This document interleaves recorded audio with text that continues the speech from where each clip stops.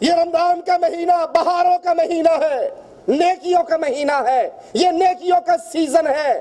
یاد کر لیجئے جب رمضان کا مہینہ آتا ہے آسمان کے دروازے کھول دیے جاتے ہیں، جنت کے دروازے کھول دیے جاتے ہیں، جہنم کے دروازے بند کر دیے جاتے ہیں، شیاطین کو قید کر دیا جاتا ہے۔ صحیح بخاری اور مسلم میں یہ روایت موجود ہے۔ آسمان کے دروازے کھل گئے، جنت کو سجا دیا گیا، جنت کے دروازے کھول دیے گئے، شیطانوں کو قید کر دیا گیا۔ اب بھی کوئی بدنصیب نیکی کی طرف نہ بڑھے، وہ اپنے دل کی سیاہی پہ پھر اپنے من کو برا کہے۔ اللہ کی طرف سے تو عطا کا وہ معاملہ ہے کہ چھوٹے چھوٹے عمل پر انسان کے گناہوں کو معاف کر دیا جاتا۔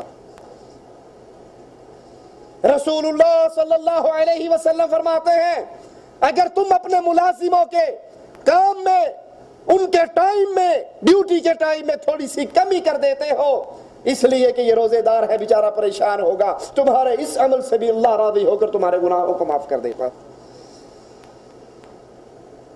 اس مہینے میں قیام کیجئے ایمان اور ثواب کی نیت سے۔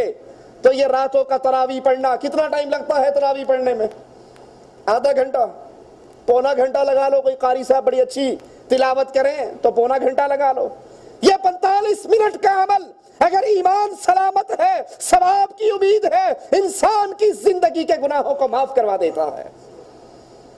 یہ رمضان کی بہاریں، یہ نیکییں، یہ اللہ کی طرف سے عطا، اس کی پلان کرو، اس کے لیے ابھی سے پروگرام بناؤ میں نے رمضان کا استقبال کیسے کرنا ہے۔